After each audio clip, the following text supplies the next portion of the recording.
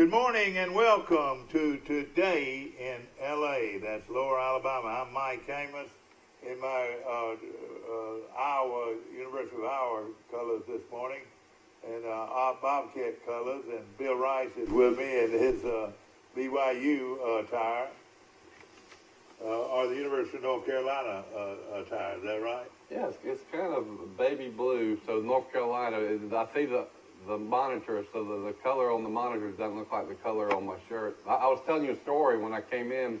I can date how old the shirt is. Yeah. Well, somebody sent me a picture of me in the ribbon cutting for the Home Gallery, Georgia Ziegler's furniture store, when I worked for the Chamber of Commerce. And I think that picture was 1995 when they had the ribbon cutting for that, and I am wearing this shirt in that picture. So I saved my shirts a long time. No question about it. Of course, it is a Friday. Thank goodness it's Friday, and of course, it's June the 5th, and we're heading into a new month, and we don't know what to expect. I know this, over 108,000 deaths in the United States because of this virus, and that's not good, is it? Yeah, I remember back when it was 10. You remember? Yeah, and hopefully, the numbers are starting to change a little bit, and we'll. But I don't think it's any reason to take a chance. Where I go, I see masks, and I see people standing within 6 yards of each other, or 6 feet, whatever you call it. 2 yards. And doing the right things, and hopefully we can get through this summer, and we can go about going back to school at the pretty much the regular time. I know your wife is a school teacher, and your little girl's in the 3rd grade. It's going to school. It has an impact on your life, doesn't it? Yeah, it's been interesting because they canceled school, in mid-March? Yeah.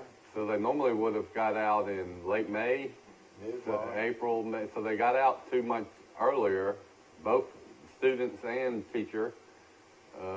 So they're not accustomed to being at home all day I work for myself, so I am used to that, but yeah, so by the time they go back to school in late August, let's count it up, it'll be April, May, June, July, 5 full months that they were at home.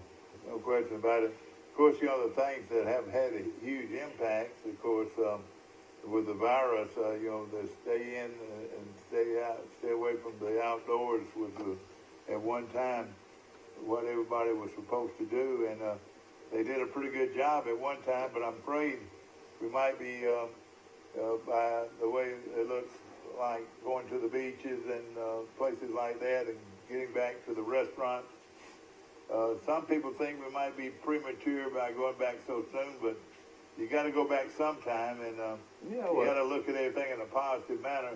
But but the real thing is, hey, if we're still having people to die from this disease, I think it's something we ought to all take very seriously. There's different reports. I read a story last night that early this morning, that Switzerland, I think, or some Europe country their kids have been going back to school for a month. Maybe Sweden. I don't think Sweden ever even let their kids out of school. No question about it. But some country in Europe, students have been going back for a month, and there has been no uptick at all in cases after that.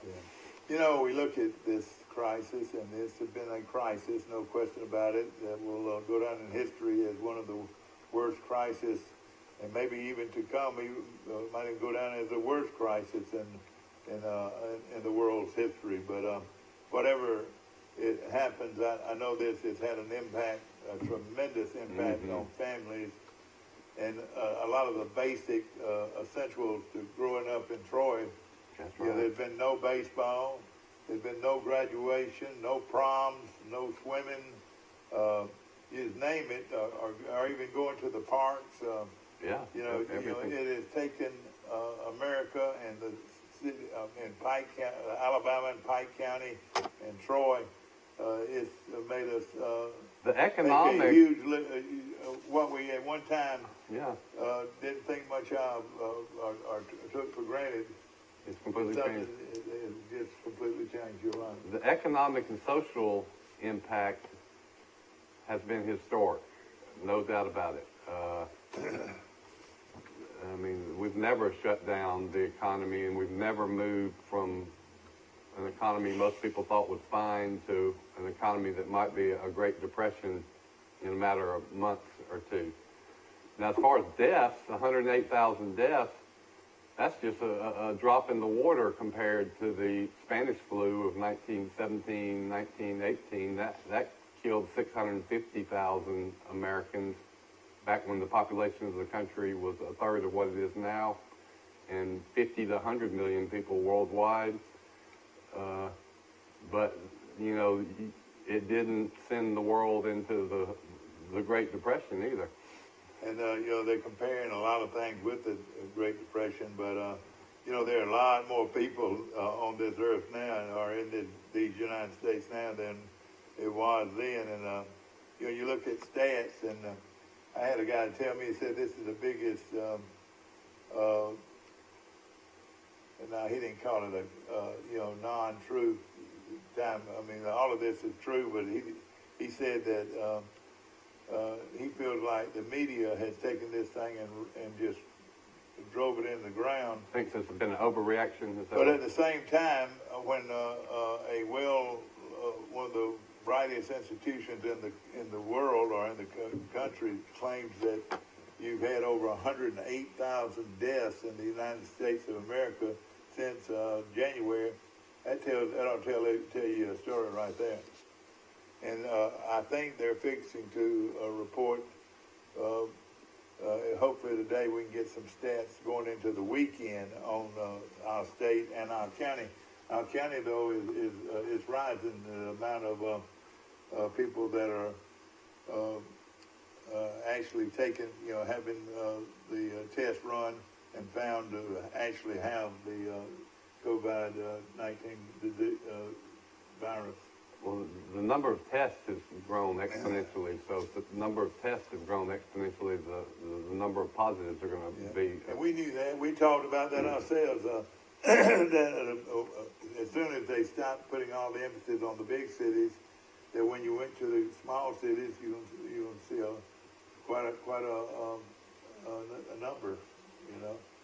It's Max Howell made a good point the other day, though. He said that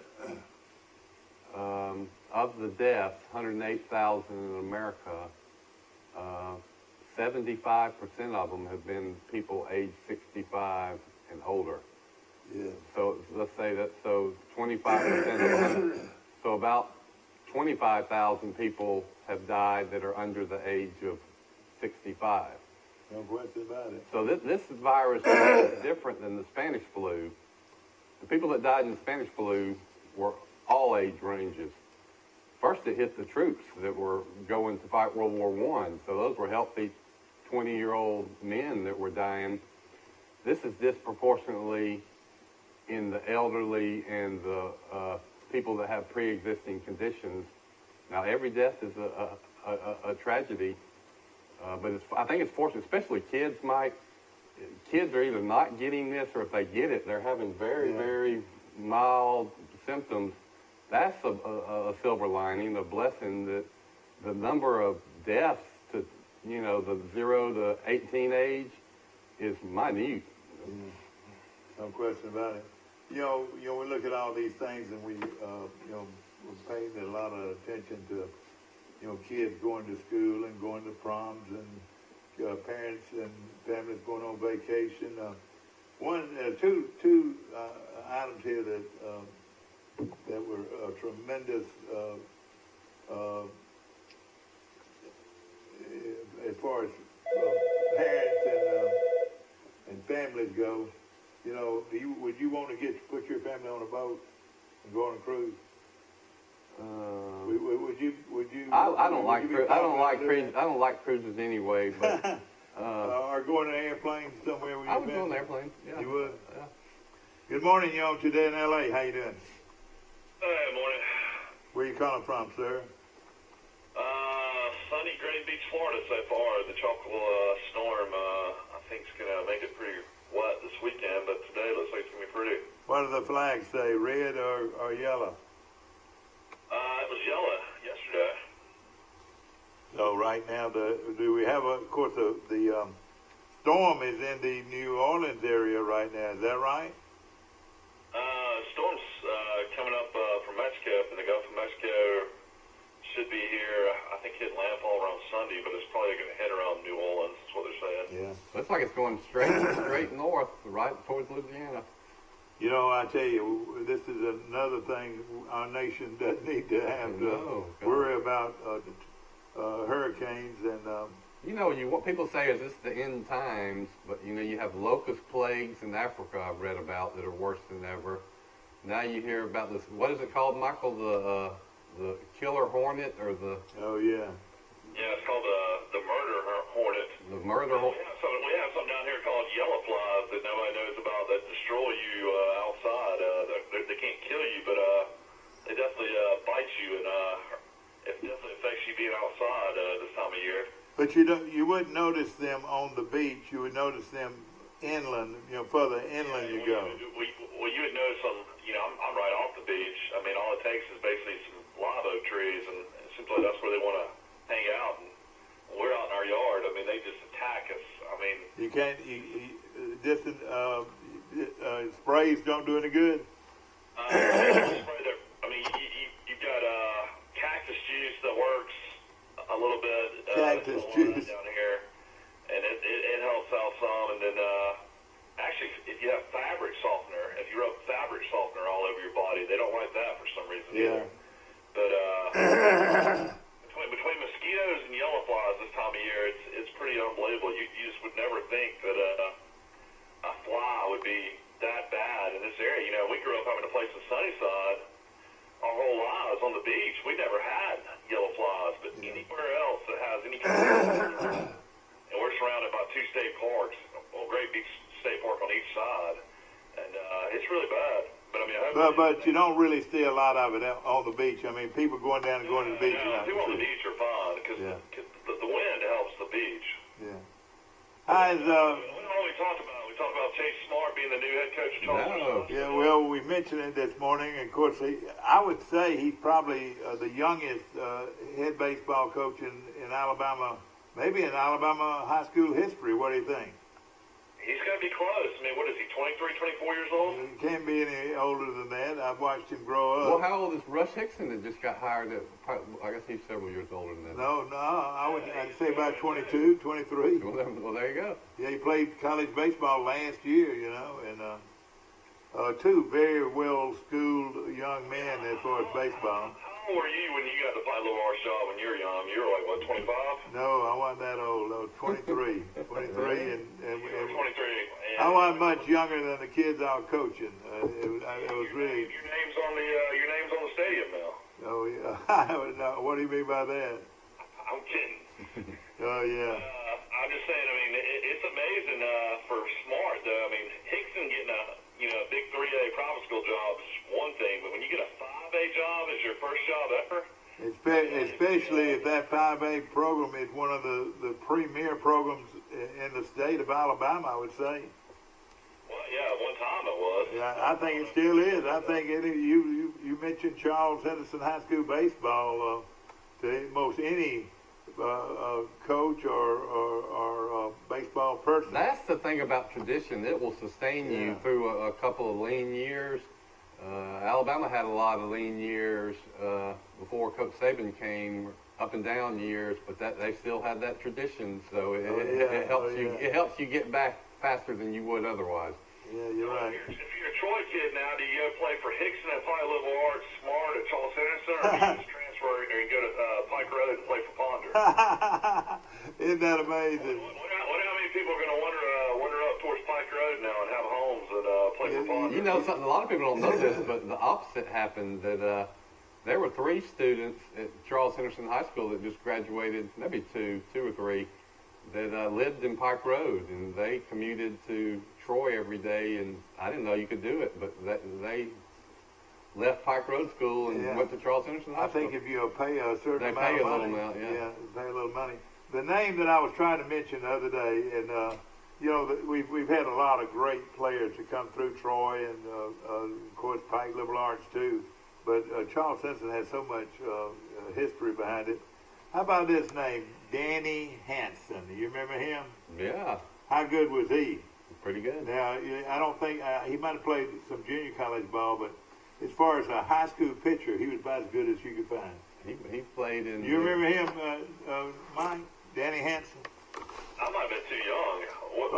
Well, he and Ricky Knotts. Now, Ricky Knotts Yeah, might he have been a little bit he older. He would have played with Ricky But I Knotts. think they pitched, and that was two very good pitchers. And of course, Danny Hanson, you know, dad, and you know, grew up over on Second Avenue, and very successful accountant. And we got two of our former players that are very successful accountants in Dothan.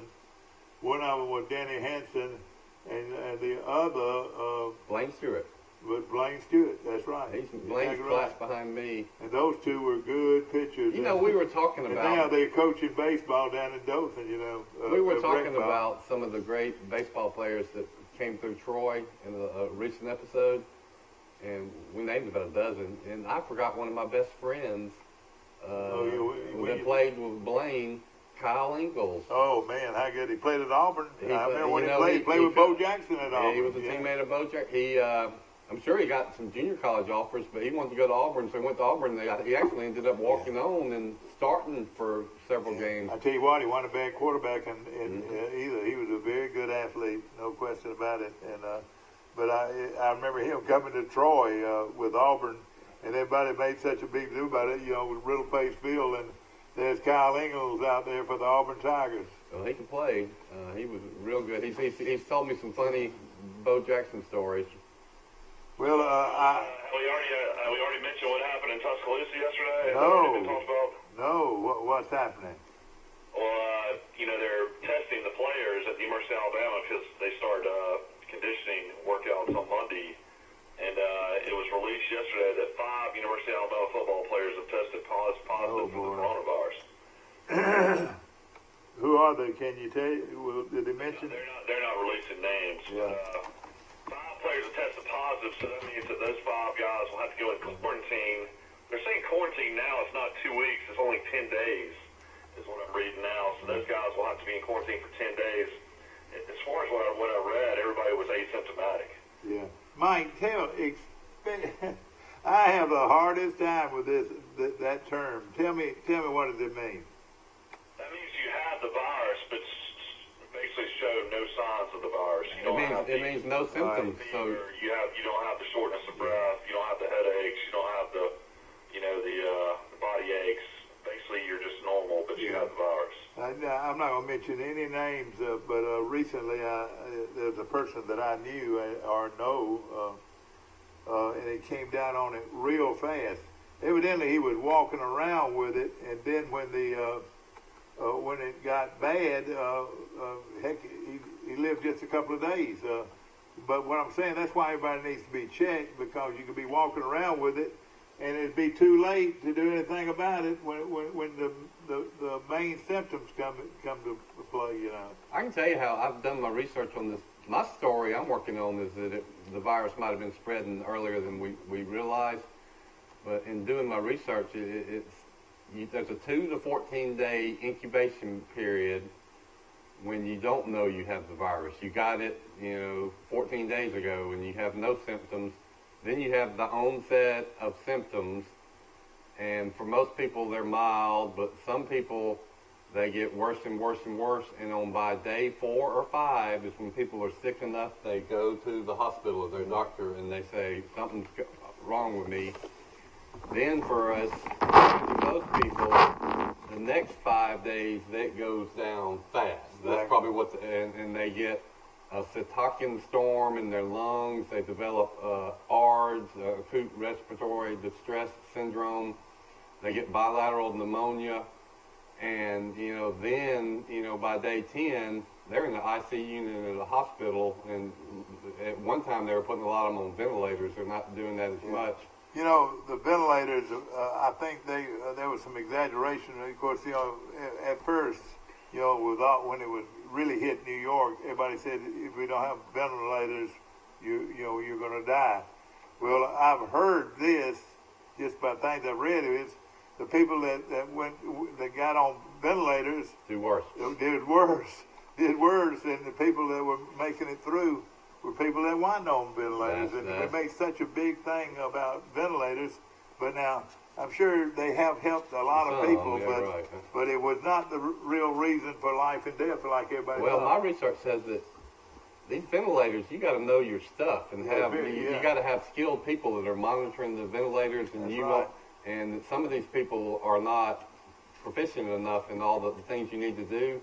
And so they're causing more negative reactions by mistakes they're making ventilating. And we're not saying the ventilation. you know that it's not good to have those. I tell you what, if I came down with it, knock on wood, I would want to know that my last resort could be at least a ventilator that could keep me going until they. Let me tell you about, you know, I've referenced the couple I've interviewed from Sylacauga that had it in December. He almost died in January, went on a ventilator, but they also put him on an ECMO machine, which what it does, they put a tube in your neck, it draws blood out of your body, puts it in some kind of canister, whirls it around, oxygenates the blood, then they pump the oxygenated blood back into your body. That saves your organs from failing. Yeah.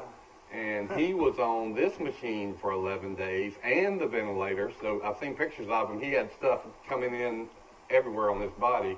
It just looked awful. But the family thinks that this ECMO machine saved his life. And he was probably the first person in the world whose life was saved by an ECMO machine. Well, leukemia, patient. A terrible disease over the years. For everybody has heard about leukemia, of course. At one time, that's how they treated it. They put you in underneath this tent, and they take all your blood out of your system and cleanse it or whatever, and then put it back in. Is that pretty much what you're talking about? I think they use these for situations like that, or lung. Of course, we're not doctors. transplants. We're just people that are just like you. Five University of Alabama players had it out of probably 100 guys tested. I mean, the percentages are pretty good. I mean, that's kind of a low number in my opinion, only 5, because you're talking about guys that are coming in from all over the country. All right, let's say you got. All right. I mean, if these guys sit out for 10 days, the problem is Bill, in your research, what I'm trying to figure out is, can you get it again? That's proven that once you have it, you're immune to it, and you can't get it again. That's the issue Alabama's going to run into. That's a good question, and I think it's unknown right now. And and then the question is, well, do these people I just referenced, they took an antibody test, they're positive. Well, that's what everybody wants to know. If I had it, do I have antibodies? Will that protect me? And if so, for how long? That's an unknown question too. It is believed that, if you have had it and you've got antibodies, you're probably protected, but nobody knows if you're protected forever or for a year or a couple of months. So. Yeah. We're going to take a short break. This show is brought to you by the Withington Agency. You're in good hands with Allstate. See Perry Green at the Withington Agency today. We'll be back to Today in L.A. after this.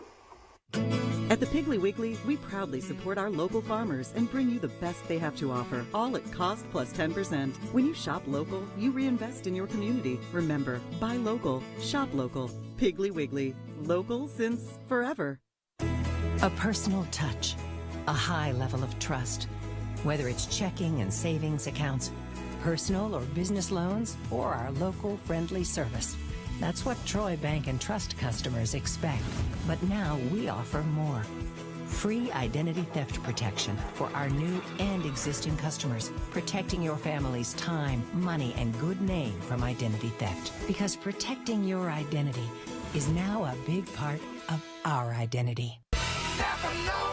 Trojan Auto Parts of Troy, home of Napa Know-How. Stop by and see owners Mike and Melissa Kilcrease and their Napa Know-How team with over 100 years of combined experience. We're the only locally owned parts store in Pike County, and we're fully stocked and ready to serve you. We pride ourselves on being your go-to parts store, not only for the simple items, but we specialize in those hard-to-find items as well. Trojan Auto Parts, the right part at the right price at the right time. Napa, a name you've trusted here in Troy since 1945.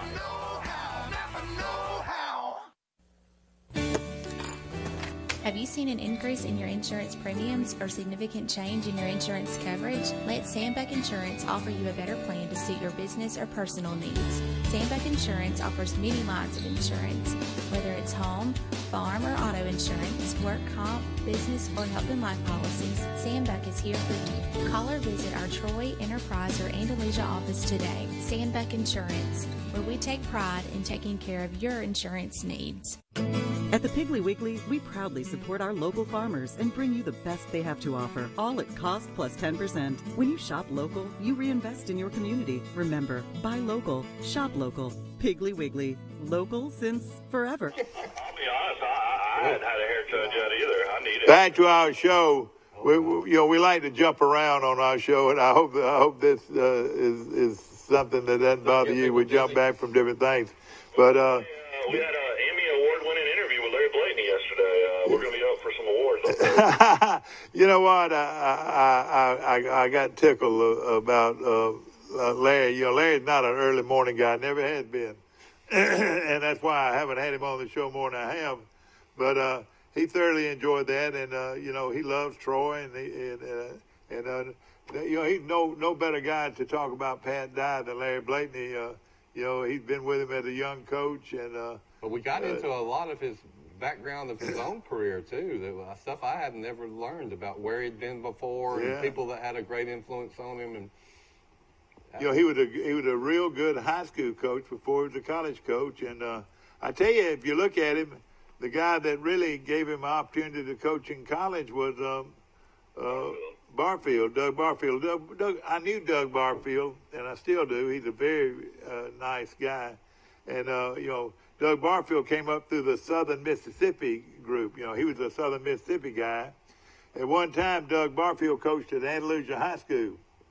Yeah. And he had a couple of pretty well-known coaches that friends of his from Didn't Southern he later Mississippi. coached high school in Alabama and did real well? Yeah, no question. One of them was at Opelika High School. But Doug Barfield was everybody liked him, and he's one of the first people that I've ever heard of that a head coach hired a guy and then told the public was, this guy will be the next head football coach at Auburn. Shug Jordan hired Doug Barfield as an assistant coach and groomed him for 2 or 3 years. And when Shug retired and Doug Barfield became the head coach, I think So he was like a coach in waiting. yeah. Mike, give us a record on Doug Barfield if you can this morning. I have to look it up. You know, Barfield and Blakeney also battled for the Troy job when Blakeney got They it. sure did, and I remember. I'm gonna tell you this, and either this was either for the athletic job, the director's job, or a head coach, but he told the committee that interviewed him that he had to go home and talk to his wife about it. Well, while he was home talking to his wife about it, he was fixing to be the new AD at Troy. They hired Johnny Williams. And so, you know, at one time. And then you know who hired, really was most influential in hiring Coach Blakeney was Dr. Doug Hawkins. No question about it. And you know, Dr. Doug Hawkins, I tell you, did worlds and worlds and worlds of good things for Troy.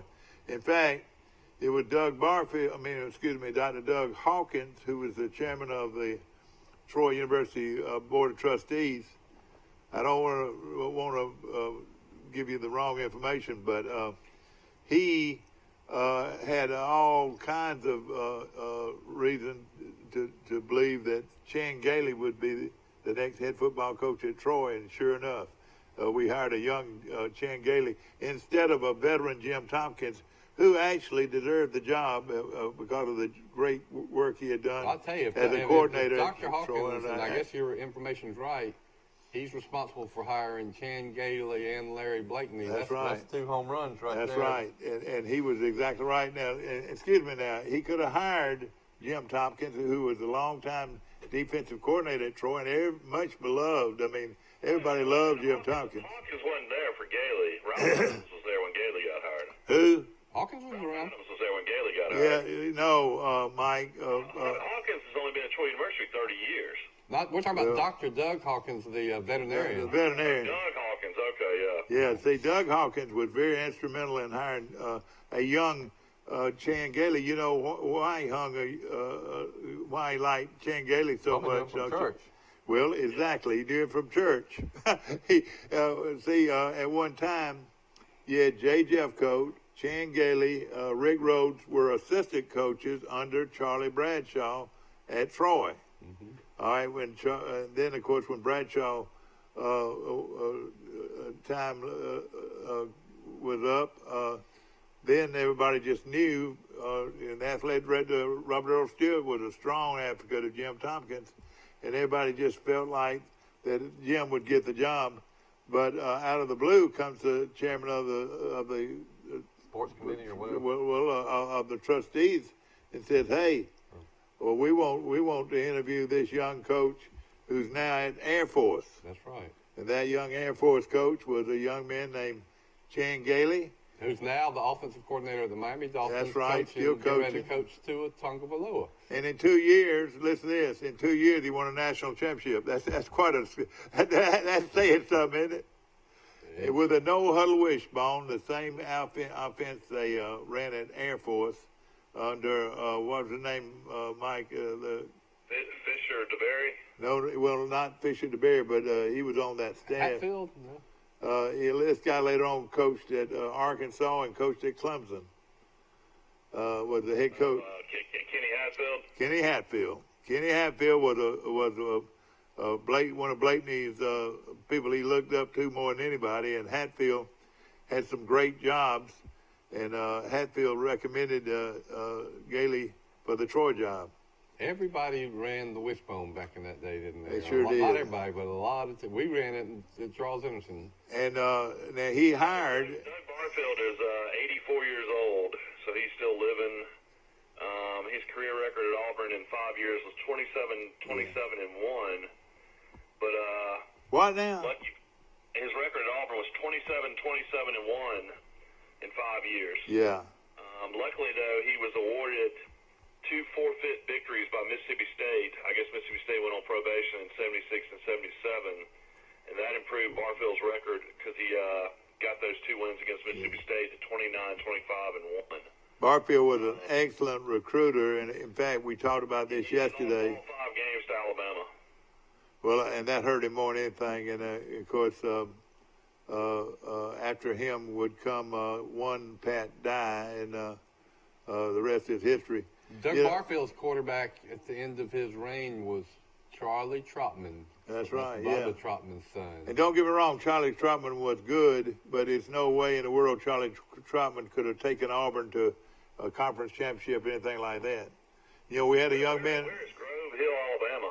Grove Hill is located in between. Southwest Alabama. It's in between Jackson and in between what's the other town where our golf coach came from?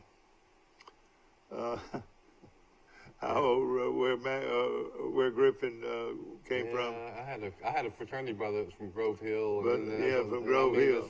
That's right. He was a Grove Hill guy all the way. It's southwest of Camden, and Yeah. then there's the. What's the name of that town? 79, Barfield's best year. He went 8-3. Yeah. And then he had That in his was a good backfield team. Yeah, that's the team that had Brooks, Cribbs, and Andrews, and all of them and became Charlie great Trotman pros. was the quarterback. Yeah. But Andrews didn't run the ball much at Auburn. He was mostly a blocking That's fullback. right. He got more popular when he played for Atlanta. You remember he was Atlanta's great running back. It was kind of like a Tommy Agee. And Brooks went on to be and became Cincinnati's top running back. And Cribbs went on and was the Buffalo's top running All-Pro back. with the Buffalo Bills. Can you believe that those 3 great running backs that were in the same backfield at Auburn also had great pro careers. I bet you look at James Brooks' per carry average. I bet it's right up there with Bo Jackson's. That guy, I remember him. He was small, but he ran as hard as anybody you've ever seen. Well, let me tell you this. I'll buy you Little Train James. Mike, I'll buy He you was a bigger than cup. Little Train. I'll buy you a cup of coffee if you can tell me where Cribbs was from. We talk about this all the time. He's from Sulligent. Sulligent, from downtown Sulligent. Where is Sulligent? Around Town Creek, isn't it? What other great player at Alabama came out of Sulligent, Mike? Ozzie Newsome. No, sir. He came out of He came out of Culver County. Yeah, Where's Culver County. Tarrant. Well, no, he went from Tarrant. Tarrant's out of Mobile. Birmingham. He played at Culver County High School because I've actually seen his. Exactly. He's from Leeton. He's from Leeton, Mike. That's right. Yeah. And that's the same place that Ozzie Newsome, the Wizard of Oz, was from Leeton. Did you know that? Yeah. Then you had Town Creek is around there. That's what. Exactly. What great Auburn quarterback, Randy Wishbone, was from Leeton, Alabama. Do you know? Randy Vargas. Boy, this guy, are you looking at a computer, son? What are you doing? No, I'm just. You don't supposed to know these things. You remember Phil Vargas? Yeah, I remember. Who was Pat Dye's wishbone quarterback that beat Alabama? Randy Walls from. No, he didn't coach Randy Walls. I don't think. Did Pat Dye coach Randy Walls? Wasn't he from Hartsville or? Yeah, Randy Campbell's from Hartsville. Yeah, he was your wishbone quarterback, Randy Campbell. He beat Alabama. He sure did. It's fun to look back over a lot of this, and I know Danny Lee and all my buddies are looking back. Hey, Danny, give me. One thing about the Coach Blaney interview, I thought that was really interesting. Though he said that he never called Coach Dye and never relied on him for coaching advice when he got the Troy job. That told me something there that Larry was his own man and wanted to do things his own way. Yeah, well, and you're exactly right, and I'm sure he did a lot of things that Dye did, but he, like you said, he didn't. I think he was just saying that I didn't get on the phone and say, Coach, what should I do? You know what I think? He knew he'd been an assistant a long time. He knew what to do. I think the key to coaches is being your own self. Some coaches try to act like somebody else. They try to act like Coach Bryant, or you try to do it like Pat Dye when you don't really have the personality to pull it off. Well, I'll tell you something else too. Pat, talking about Pat Dye, I'm sure Larry Blaney got on the phone and said, Coach, you got any players that might be willing to or wanting to transfer? All right, let's name some of the great players from Auburn. Yesterday, I asked him that question about the transfer portal, and he said he didn't like it, but I was kind of shocked when I heard that because he got more transfers than any guy I ever remember. All right, listen, let's see if we can list some of those guys. One of them was one of the best running backs. Super Bowl, Kerry Jenkins transferred in from LSU. Jenkins came from LSU, but I'm talking about Auburn, coming from Auburn. Auburn, you had Orlando Parker, you had DeMontre Carter, you had Davern Williams, you had Ted Yarbrough, and you had Kenny Albus. Boy, all right, well, it's more than that now. It's more than just that. How about the great running back? You had Stephen Kelly from Tennessee that transferred from Enterprise. That's right. Enterprise went to Tennessee. He played for Blakeney. He sure did.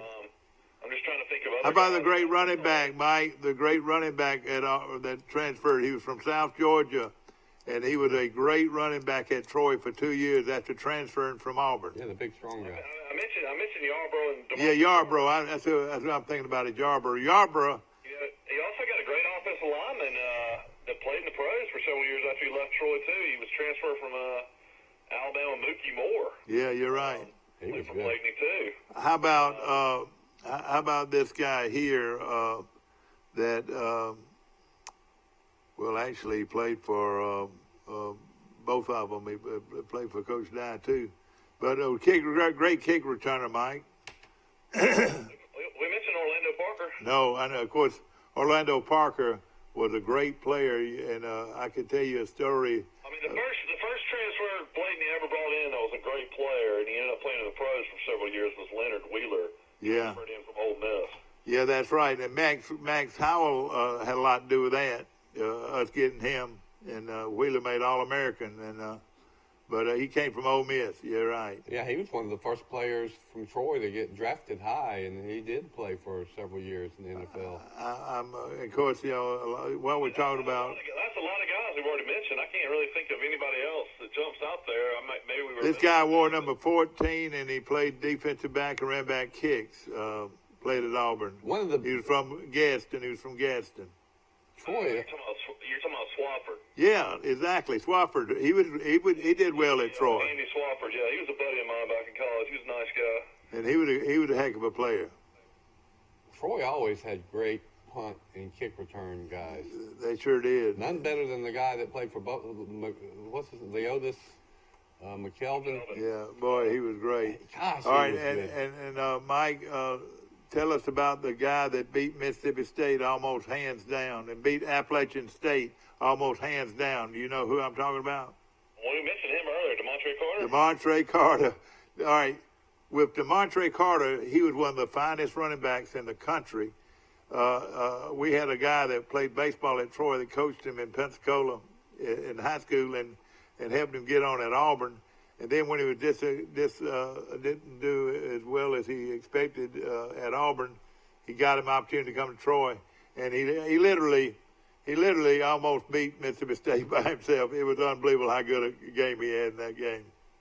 Well, Troy also had Rayshawn Reed, who was a great cornerback, intercepted the ball and went all the way for a touchdown. And that's the game that was played in the rain and the mud and the lightning delay. Yeah. Where literally there was no scoreboard that was working. It was timed by the referees. Yeah. That was one of the more agonizing games. It was the biggest upset in Troy's history at the time. Yeah. And do you remember it was all on that end of the?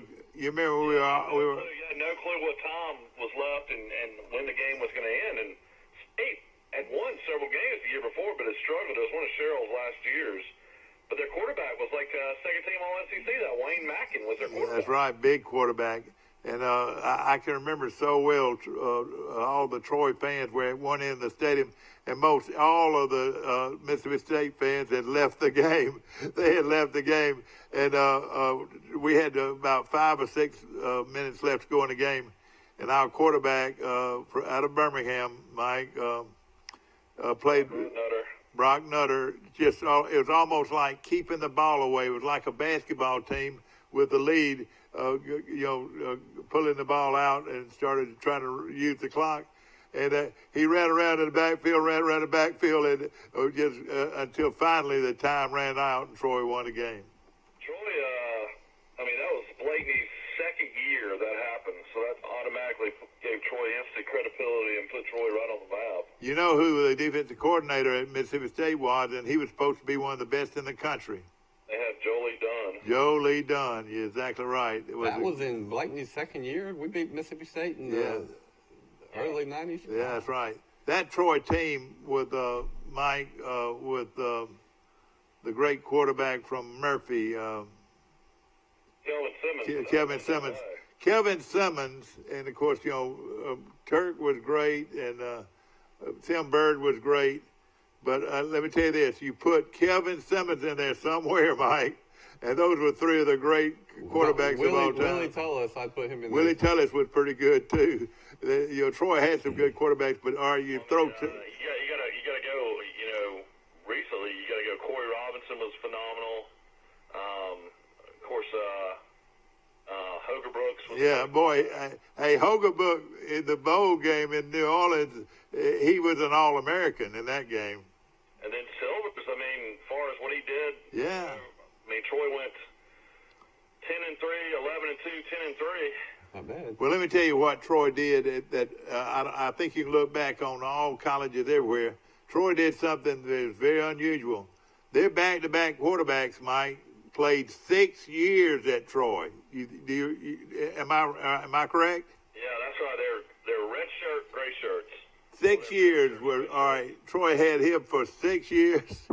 And then the young man from Mobile for 6 years, and that was unusual, don't you think? Getting back to Kelvin Simmons, he was phenomenal. I remember I've told the story. I watched him in spring. Didn't know who he was. I was covering it as a reporter, a scrimmage. And I watched about one series of this guy and said, he is the real deal. And the reason you could tell that is he was not nervous at all in the pocket. He just sat back there. People are coming at him from every direction, just cool as a cucumber, and would find that receiver. Mike, what I've always said about Kelvin Simmons, how he got himself ready for a game. You know what he did? He stayed up all night with the media, didn't talk to him, and hung out with them all night, didn't he? Well, I don't know this. No, I'll tell you what I saw about him. They always said he couldn't go to bed at night. After every practice, he stayed at least 30 more minutes throwing to his receivers, and that's every practice. I mean, he just had a work etiquette that very few players ever to play at Troy had. And, like after a hard practice, he'd stay out there 30, 40 more minutes just throwing the ball around. You know, he could run, but he really didn't want to run. He wanted to pass the ball, and he could do it. Did he sign with Auburn originally, Mike, or Alabama? Alabama. And he would have been a household word. He was just that good, and he was one of the top quarterbacks to come out of the state of Alabama, Bagger High School. I think he was on the greatest high school team in the history of Alabama. Did he play for Bagger or Murphy? Who did he play? Bagger. Did he? And some people think that team is the best high school team in the history of Alabama. That's where Electron, I think, played, and Alabama had a wide receiver that was on that team. They had about 10 Division I players, and that's not counting Kelvin Simmons, who was one of the best. The way we got Kelvin Simmons, though, was he went to Etowamba Junior or Northwest. Maybe it was Northwest Junior College in Mississippi, and we got him from there. That's how we got him out of the junior college ranks. Here's the Troy beat Mississippi State in actually 2001. So that was the first year we were Division I. They beat Mississippi State. I thought so, yeah. So they beat Mississippi State 21-9. There's a picture in the athletic department where you had DeMontre Carter with the ball, and you actually counted something like 5 or 6 Mississippi State guys around him, and that was what was in the picture. You had DeMontre Carter in the picture, and then 5 or 6 Mississippi State guys trying to catch him. That's one of the best pictures. I hope they still have that. Yeah, Brock Nutter, the first score of the game was Brock Nutter threw a pass to DeMontre Carter and went 38 yards for a touchdown. So Troy went up 7-0. Then Wayne Mackin got intercepted by Rayshawn Reed, and Rayshawn Reed went 77 yards for a touchdown. So Troy went up 14-0. Then DeMontre Carter went 23 yards for a touchdown, and Troy went up 21-0. Isn't that something? And then Wayne Mackin scored right before the half. They went up the half is 21-6, and then there was one other score in the third quarter. Mississippi State kicked a 24-yard field goal, and that was the rest of the points. So the game wasn't even close then, was it? Troy won that game going away, didn't they? Yeah, 21-9. That was something. The next year, a lot of people don't realize this. Troy had a much better team than Mississippi State the next year, and we lost 11-8 or something. What was that score?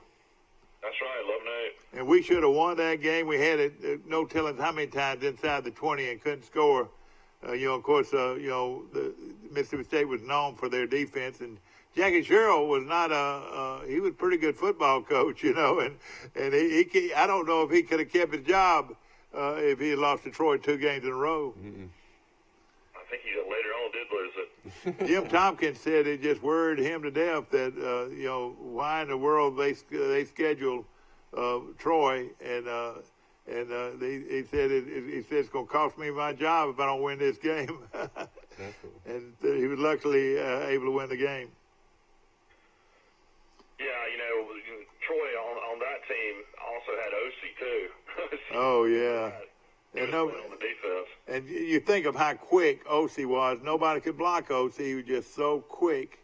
And we were just lucky to have him and Ware. Did Ware and OC play on the same team? Mm-hmm. For about 2 years. Yeah, 1 or 2 years together. They did. OC was a couple years older, but they played. And both of them went to Auburn High School. And the rest that's what they need to do, a documentary on ESPN one day of all the great players that never played at Auburn from Auburn. Yeah, that's right.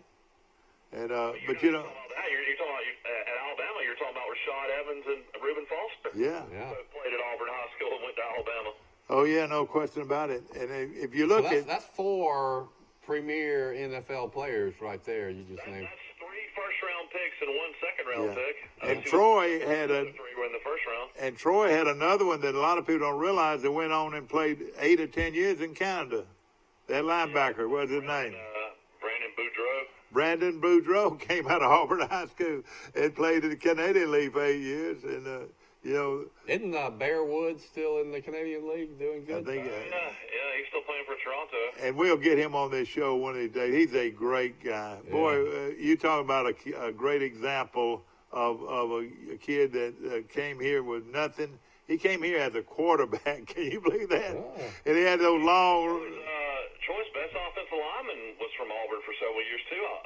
Was the same class as those guys too. Was that Brandon Hall? He was a great offensive lineman. Oh yeah, it's amazing. And then you had Jonathan Tomlin, Yeah. the tight end. But He played at Auburn High School. all of this is led by the conversation about Pat Dye and Larry Blakeney. Pat Dye had to release every one of those players that came from Auburn to Troy. Pat Dye helped Larry Blakeney build that program at Troy. Think about it, y'all. Yeah. Yeah, but you got to realize Pat Dye was not there when Larry was at Troy. Pat Dye was there. Pat Dye's last year was 92. Larry's first year was 91. Yeah, you're right. A lot of those players. You're right. That was more Bowden. Yeah, you're right. Now, Bowden, Those were Bowden teams. I know, but those players now, I would have thought they came from Blakeney. I mean, from Coach Dye, but maybe I'm wrong. Dye's last year was 92. And Larry's like, Full job in 91. yeah, I got you. And of course, it something you brought up yesterday. He quit coaching at age 52. He had a lot of years left. I mean, Coach Bryant. This has surprised you, Larry. Rice. Coach Bryant died at the age of 68. 70. 68 or 70. I think he's 69. All right. Well, Close whichever. enough. He died a relatively young man. I'm 73. I know, and he was not a young. He lived hard. But he had lived hard, though. Yeah. And of course, I mean, you compare what Coach Bryant looks like at. How old is Nick Saban? He's about 67, isn't he? 66. 68. Well, I told look at a picture of Coach Bryant at 68, and then one of Nick Saban, and they look like they're 20 years age different. Coach Bryant never looked like a young man to me. Saban dyes his hair. Yeah. Probably. I'll tell you how. Don't you think Nick Saban looks kind of like a cross between Humphrey Bogart and Al Pacino? Yeah. Let me tell you. Let me tell y'all a little story that you've heard before about Coach Bryant. And of course, I told you, even as a young player, a high school player, we used to see Coach Bryant, and he looked like an old guy back in 65 and 66. And he ended up coaching up until what year was that? 82. About 82. I mean, so he was not a young man, but I'll tell you a little bit about him as a young man. And of course, all these accolades, that he had when he coached at Kentucky and when he coached at Texas A&M. At Kentucky, you had Adolph Rupp, had all those great basketball teams, but Coach Bryant had a chance. He won 4 national championships. Yeah, and he had a chance to win more. Coach at Kentucky in football, and Kentucky had an All-American named Bob Gain. Bob Gain later on played many years with Cleveland Browns as one of the great linemen of all time. Big, giant guy. Well, Coach Bryant, as a young man, used to be real rough on his players when he was at Kentucky. And Bob Gain used to tell all of his teammates, he said, one of these days I am going to whip him. I'm going to, because Coach that game, Coach Bryant stayed on Gain all the time, got in his face almost every day. And so one day, it was before Christmas break, they were sitting around the dorm, and Gain just had a rough time with Coach Bryant, and Coach Bryant's a young guy, probably 40, 45 or whatever at this time. So Gain told his guys, he said, "I'm going to whip him. I am going to whip him. I've just had all I can take." So Gain got all his guys all excited about, well, he's going to go see Coach Bryant, and so they finally talked him into it. So Gain goes down the street, knocks on Coach Bryant's door. Coach Bryant comes to the front door, and Gain is about 6'6" and weighs about 255 pounds probably, which was huge back then. And so he knocks on Coach Bryant's door, and Coach Bryant comes to the door and said, "Gain, what do you want?" He said, "Coach, I just want to wish you a Merry Christmas." You've told that story before. It's a true story, though. Yeah, it's been in his book and whatever. But Gain, Coach Bryant was a mountain of a man. He was a big old strong guy when he was a young coach. Yeah, he was. You wouldn't want to mess with him. Dad went to Alabama in 58, 59, so Coach Bryant was still pretty young then. And he got down there with the players and the drills. So these later people, they just remember Coach Bryant up in the tower.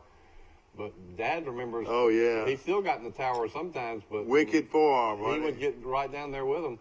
And no question about it. And Coach Bradshaw was one of his assistants. Same way. Carney Lassie was one of his assistants. Sam Bailey was one of his assistants back then in those old days. Charlie Bradshaw played at Kentucky. Oh, yeah. Howard Snellenberger played at Kentucky. It was later on Coach Bryant's staff. That's right. Exactly. Dave Perilli, George Blanda. Yeah. They had some great players. Oh, yeah. No question about it. And I remember this. One of the reasons he left Kentucky was they had the spring football banquet, and they had a big banquet, and a bunch of big-time Kentucky fans were there and supporters were there. And they asked Coach Bryant to come up, and they gave him a cigarette lighter, an engraved cigarette lighter, and then with the Red Baron, they gave him a Cadillac. Gave him a Cadillac. I've heard that story. I'll add a PS to that story to show you what a nice guy Coach Bryant was and how he cared for his former players. We were living in Opelika in the mid-'70s, and Dad was president of the Alabama Alumni Association one year. So he thought it'd be cool that since I've got connections to Coach Bryant, I'll ask Coach Bryant to come speak to our annual dinner. Well, Coach Bryant came. I know it. Coach Bryant had never been to Auburn, Alabama. They held it at Sargahatchee Country Club in Auburn. Well, at the event, which was a big deal, the Opelika Auburn News gave a lot of coverage to it. As a gag gift, the Lee County chapter of the Alabama A Club gave Coach Bryant an engraved cigarette lighter that had all the scores of his victories over Auburn, engraved on there. Yeah, But that was a reference to that story you just told. That's right, exactly right. But he knew then that if they're going to give what was the basketball coach's name? Adolph Rupp. Adolph Rupp. They call him the Red Baron and whatever. And he knew then where he stood at Kentucky, he was going to be always second fiddle to Adolph Rupp. And he left and went to Texas A&M. Can I say one more thing about Coach Bryant in Texas? There's a big debate right now between who's the GOAT, the greatest of all time, Coach Bryant or Nick Saban. You can make a strong case either way, right? I think it's still Coach Bryant, and I point to what Coach Bryant did at Kentucky. Who else has won as big as Coach Bryant did at Kentucky? I know he beat the Oklahoma team that was a basketball school that had never won, and he was a big-time winner at Kentucky for 9 years. They were one of the top programs in America. Now you put Nick Saban in a similar job. Where did he first become known? Michigan State. Yeah. Michigan State has a lot more football history than Kentucky, so I have a lot better opportunity. Sure. Nick Saban had about a 500 record at Michigan State, coached about the same time there that Bryant did at Kentucky. So I say, who's the better coach? The one that can make Kentucky a national power, or Nick Saban that, was a 500 coach at Michigan State? Well, and then of course he goes to Texas A&M, and he the historic what they call the Desert Bunch. The guys that we took all these teams out to the desert, and Junction Boys, and he practiced them in some old Army barracks, and out there, and they stayed out there a couple of weeks, and he became. ESPN made a movie about it, and all the actors were from Australia. Oh, were they? Must have filmed it in Australia. Let's just say this: it's no different though than any other place. And the players were leaving in the middle of the night. You could hear their cars cranked up, and some of them that had cars got out of there, left the program, and that became famous because, well, the movie was made about it in the book, and then it was so hot that summer. It was in the drought, and the football field was just sand spurs and dirt. But from what I gather, Coach Bryant did pretty much the exact same thing at Kentucky. He did it his first year at Alabama. Dad missed it because he did it over spring training when Dad was still a senior in high school.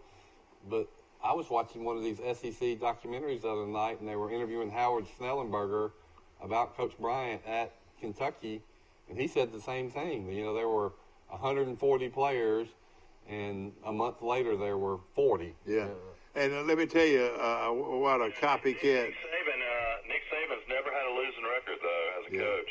Well, let me tell you a little story about Coach Bradshaw, and he was a copycat because he worshipped Coach Bryant. He just loved him. Like I've heard him talk about him so many times. But at Kentucky, Charlie Bradshaw had a team that he kicked everybody off except 30 players. They're called the Thin 30. The Thin 30 at Kentucky. So he comes back and does exactly what Coach Bryant did at Texas A&M at Kentucky. He couldn't pull it off, though. And Bradshaw coached under Coach Bryant for a long time, and then ended up in the clothing business in Prattville, not knowing that he'd ever coach another down until Ralph Adams became president of Troy University. And somebody encouraged, which was Coach Bryant, I'm sure. He called Coach Bryant and said, "Coach, I'd like to have that Troy job." And that's probably what happened. Rest is history. Don't you know Ralph Adams would have done what Coach Bryant would have requested him to do? The Bryants really liked the Bradshaws. I'll tell you the real story. Coach Bryant loved Charlie Bradshaw, who was a player and great assistant coach for him. But Miss Bryant and Martha Bradshaw Gibbs were best friends. Best friends, yeah. Not many people know that, but. And to tell you. And today, Paul Bryant Jr. will do and listen to anything that Martha says. They're that close. Yeah, I knew they were. No question about it. What a great lady. Oh, me, what a great lady Martha Bradshaw is today. And we're thinking about her, too. Yeah, she's in an assisted living. We'll take a short break. We'll be back. It's Friday. Thank goodness it's Friday. We'll see you in just a moment.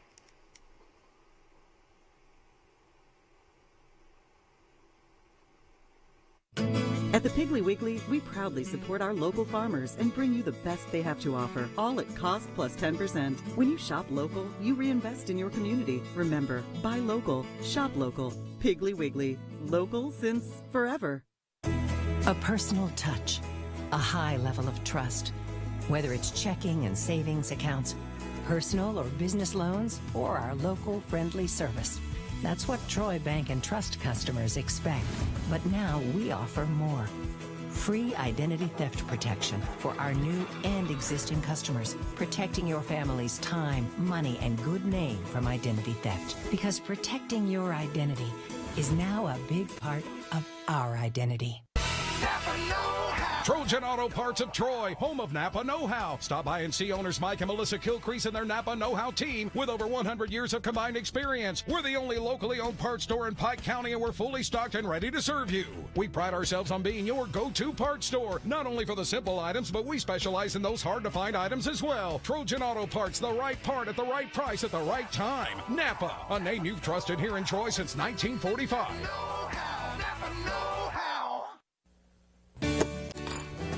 Have you seen an increase in your insurance premiums or significant change in your insurance coverage? Let Sandbeck Insurance offer you a better plan to suit your business or personal needs. Sandbeck Insurance offers many lines of insurance, whether it's home, farm, or auto insurance, work comp, business, or health and life policies. Sandbeck is here for you. Call or visit our Troy, Enterprise, or Andalusia office today. Sandbeck Insurance, where we take pride in taking care of your insurance needs. At the Piggly Wiggly, we proudly support our local farmers and bring you the best they have to offer, all at cost plus 10%. When you shop local, you reinvest in your community. Remember, buy local, shop local. Piggly Wiggly, local since forever. And back to our show brought to you by Health Actions Physical Therapy. And I tell you, the other day, I came up lame. I came up lame with one of my legs, and my doctor prescribed me some rehab work. Okay. And sure enough, they got right to the roots of it, and put and I'm feeling much better today. But let me just say this: Health Actions is a real good place if you need rehab. And I want to mention Premier Dodge, Chrysler, Jeep, and Ram trucks on the bypass right here in Troy. You talk about dealing now.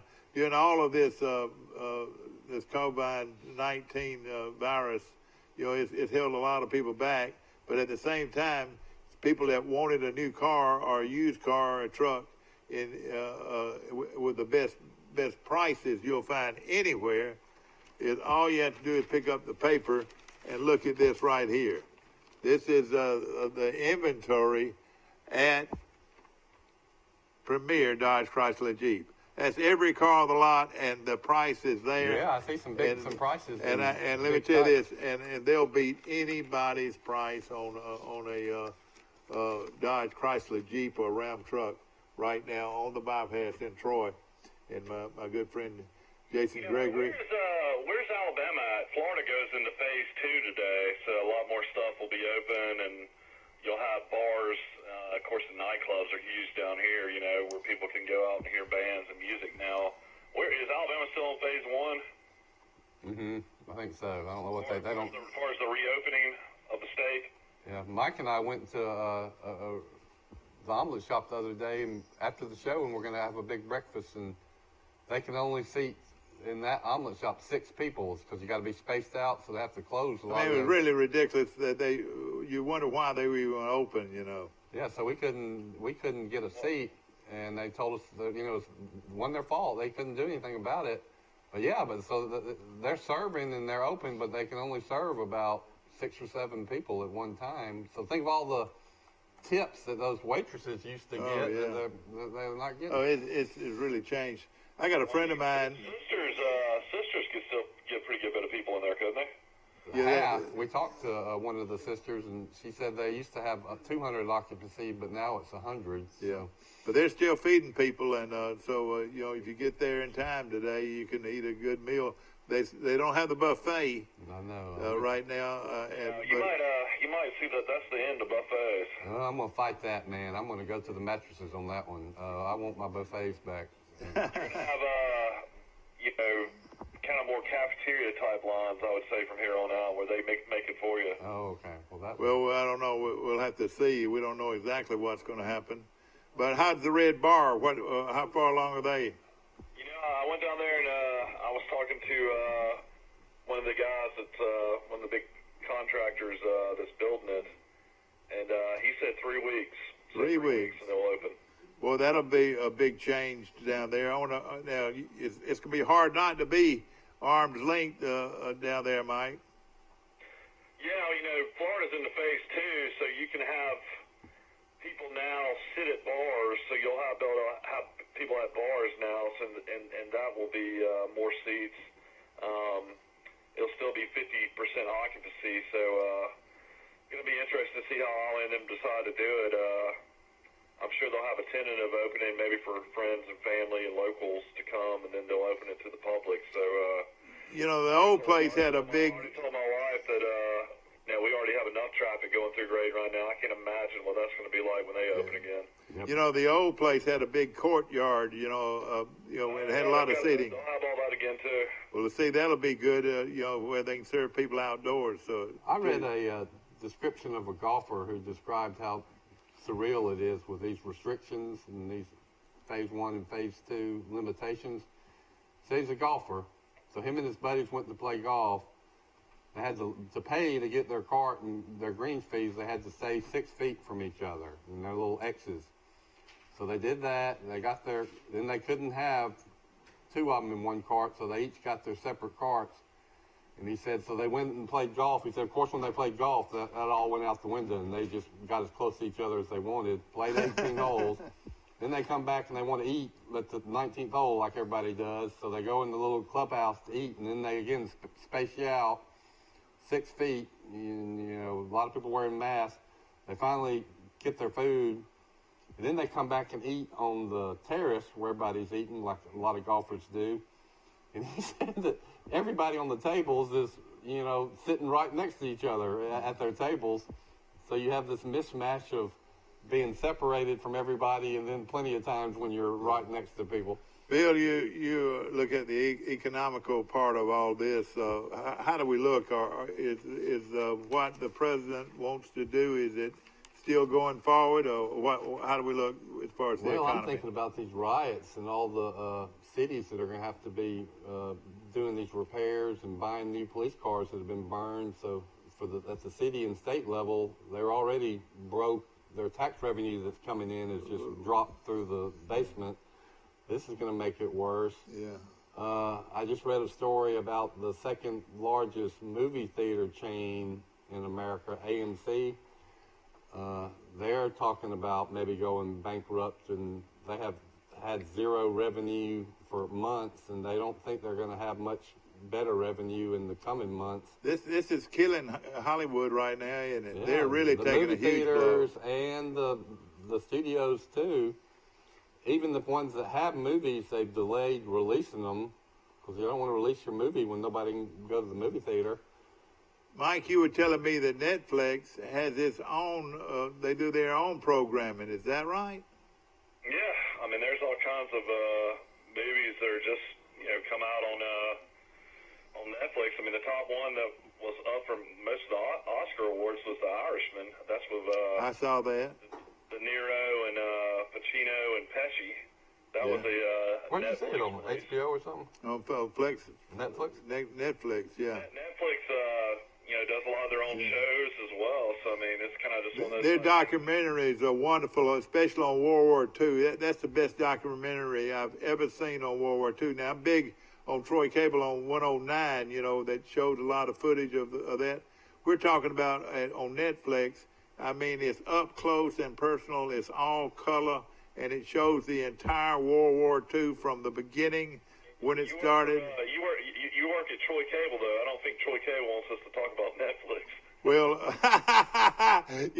you're exactly right, but I was just fixing to say some of the documentaries is what people watch more than anything. But what I'm saying, even that, you know, they're watching that at home. Troy Cable has not missed a beat. It stayed open through it all in our programming. I think a lot of the programming has been looked at, and we're seeing even better quality movies and so forth now on Troy Cable. Well, you think about the. I've heard that 5 people a day at Lake Martin watch the show, so that's pretty good numbers. Thank y'all out there, Lake Martin, my old stomping ground. But you talk about economics. Think about Brother Oliver. ESPN. Most of their ad revenue and their cable fee revenue comes. A lot of it comes from what? Fanatical college football fans, right? No question about it. That's why I get cable and get all the ESPN channels. What if we have no football season? They can't sell those commercials, and you'll probably have a lot of people canceling their cable bill to save money.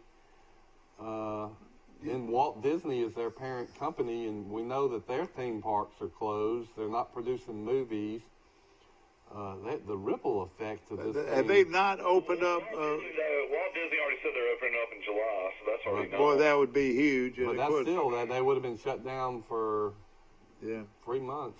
That would be huge. Did y'all see all the crowds with people lined up trying to get into the casinos in Vegas yesterday? No, I didn't see that. How did it look? Well, I mean, obviously a lot of people want to get out and gamble. All right, let's look at it now. He's playing a slot machine here. Uh-huh. All right, there's one slot machine here that's got to be vacant, and another slot machine here has got to be vacant, and here's another slot machine that So they're is not doing the revenue operating. they did Is that what they're going to do? Yeah. They got all that air that's blowing down on you, circulating around that keeps you awake the whole time. Well, most all of them still allow smoking, so I would think that I have heard that the casinos are banning smoking at the time. Is what I heard. well, that right there would help some, I'm sure, but they've got problems. I'm sure it's going to be tough to. I can see them opening, and I wish that I hope they are successful, but at the same time, it's going to be hard on them for a while, I would think. All the blackjack dealers and all the card dealers were wearing masks, I noticed. Yeah, well, they rightfully should, and of course, if you go anywhere outside your immediate confines of your yard, if you go to the post office or to the grocery store or to the drugstore, wherever you're going this morning, wear a mask, because a lot of people have touched those same facilities that you're doing business with. What is your feeling about that, Rice? Well, I agree, yeah. Especially if you're in the vulnerable category. Maybe don't even go to those places, or get somebody to go for you. But here's one question I want somebody to answer for me. Why haven't we seen a huge increase in sickness and COVID cases of the checkout girls at the grocery stores? I've asked them, all the grocery stores I go to, anybody gotten sick? No. These people are seeing, in an 8-hour shift, 70 people maybe, times 5 or 6 days a week, times 3 months now. I counted it up. They have been within 2 or 3 feet of about, 4,000 or 5,000 people for months now. Plus, they're touching all the items that they put in their buggy. They're touching them too. Wouldn't you think if this thing was as contagious as we're told, that and these people for a month, they didn't have these screens in front of them. That's right. And even with the screens, if you notice, you're not right in front of that screen all the time. You go down to the right of it, and you're still talking to the girl. I don't know. It just seems to me that there would have been a big increase, and those would have been the most susceptible people to the virus, and this hadn't happened. So what's the answer for that? Don't they put up plexiglass there? Yeah, Well, that's they right. did, A lot of them have. but they didn't do it at the beginning. Yeah. Of course, the banks. Yeah, at the beginning, they told us not even to wear a mask. They said the mask did nothing. So Well, these girls, I'm seeing it. that was a poor, whoever decided that masks weren't important, and then they changed the whole, the way they looked at things and said, oh, you got to wear a mask. A mask is mandatory. At the stores I'm going to, they're still not Right wearing now, masks. the number. Nobody wears a mask down here anymore. The pipe. Well, listen now. Don't do what he says. You wear those masks wherever you go. If they tell them that. Phase 2, man. Alabama's behind, man. They're in phase 1. Right now, there's been 212 positive for the virus in Troy, Pike County, Alabama. 212 now, Mike. I wear a mask when I go to the grocery store, but as far as if I'm about to go exercise after this, I'll go walk around Great and I'll walk towards the beach. And Again, what we say here is strictly our opinion. And of course, now these figures here that were just handed to me, this 212 number is the number of people in Pike County that have tested positive for the. Over the last 2.5 months. So that's right. Most of them probably don't have it now. Exactly right. Well, let's put it in. There's 32,000, 33,000 people in Pike County. So divide 212 into 33,000. It's about. What would that be? 1 in and 150 people. And a more positive note is so far no deaths reported in Pike County, at least through the places where we're doing our checking. And of course, everybody needs to move to West Virginia. West Virginia, where Neil Brown's the coach, only has like 2,000 cases. That's statewide, is that right? Yeah. And of course, again, Montgomery is a hot spot. You know, a lot of people are being tested, and by people being tested, you're gonna find out more people that actually have the virus. Wouldn't you say that's right, Rice? My theory is true. You know, I think the testing I would have liked to seen would have been early in March, late in February, but there were no tests. You had to be really sick to even get a test. So I don't know what good the tests do. All right, now you've been tested and you came out negative. I've your had test. the swab test, which is a cellular molecular test that tells you if you have the active virus, negative. I've had the antibody test, which is supposed to tell you if you've had it at any time in the past, and that was negative. So, you know, and of course, you know, it's very important. This is where I need to make sure I have my Well, I just told you I've had both two negative tests. Exactly. We hope you've enjoyed our show today. And I know you love to go to Bird's Drugs. Their deli's back open. Have y'all been there to well, Bird's?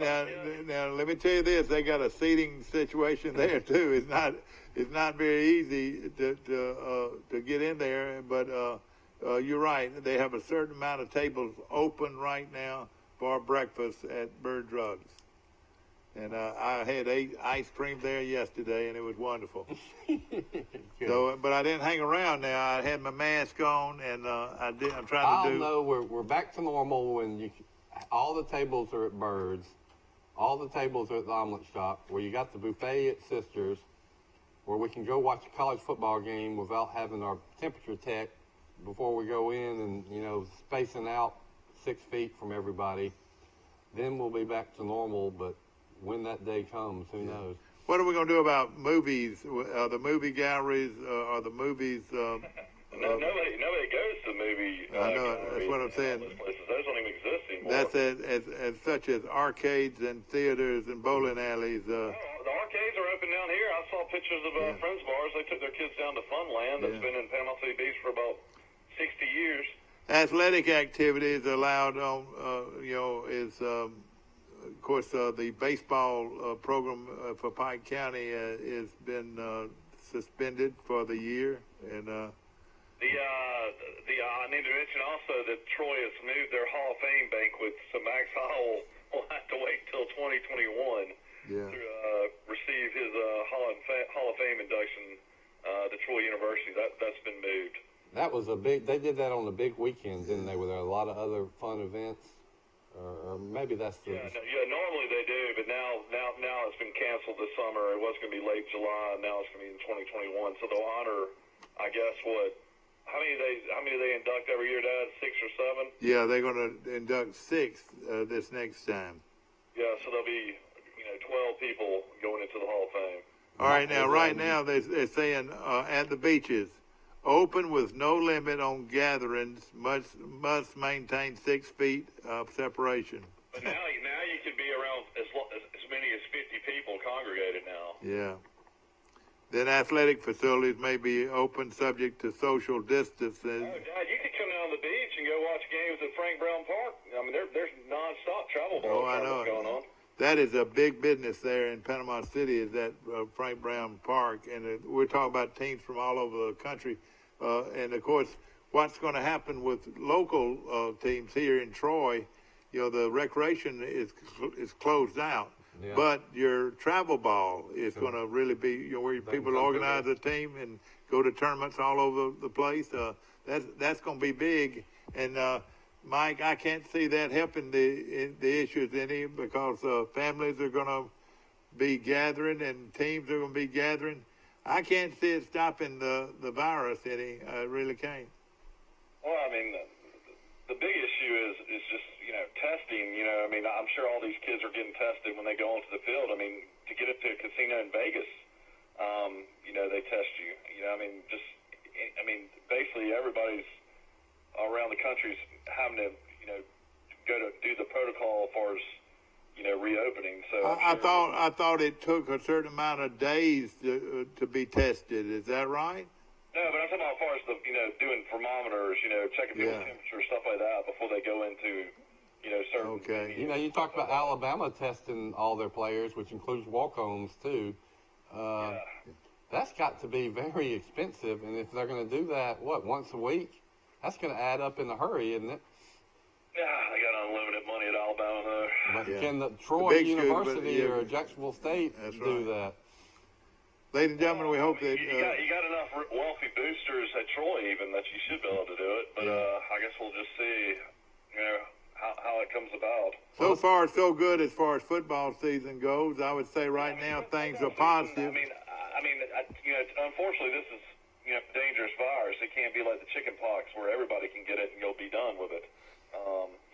It's one of those type things that everybody's not going to be asymptomatic. Some people are going to have symptoms, but the majority of young people, from what I've read, of course I'm not a doctor, do not have the same effects as somebody 25 to 45 compared to somebody. You can't name a 65 to 85. You can't name a 19-year-old in this country that has died of COVID-19. I mean, I'm sure there is 5 or 6, but that had existing health conditions. I think maybe there was somebody that had existing health conditions that died. Let me tell you what I think about but your football. odds of dying from COVID, if you were a 19-year-old defensive back, are smaller than being struck. Your odds of dying by being struck by lightning. Yeah, I got Wait a minute now. That's saying a lot right there now. Well, I mean, how many? Is that your opinion of that? But I can back it up real fast. Yeah. I mean, how many people die of lightning strikes in America each year between the age of 16 and 24?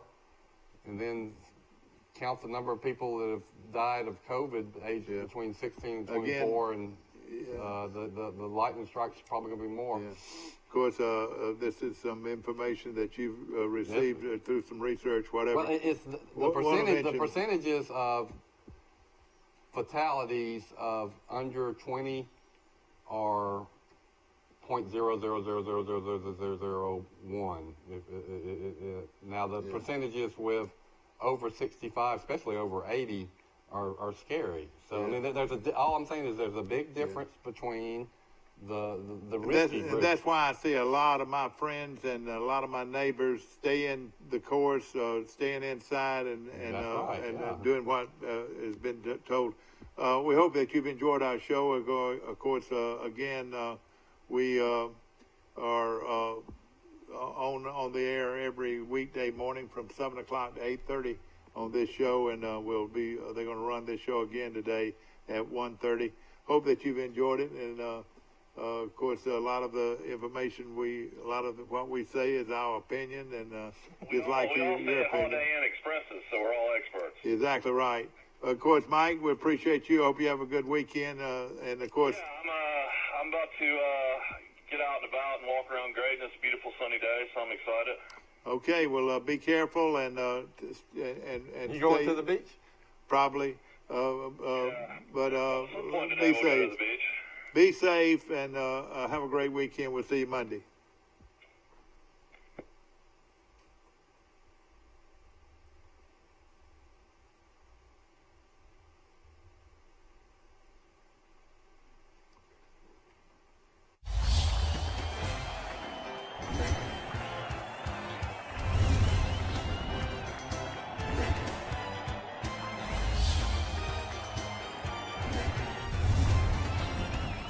We've been doing business the right way for 31 years, and now we've approached a year at the all-new Bill Jackson Ford. But don't take our word for it. We feel our customers express it the best. I would recommend Bill Jackson to friends and family. Environment was just friendly. It's a short drive from anywhere. Troy Cable Security Wi-Fi doorbell camera allows you to answer the door from your smartphone when you are at home,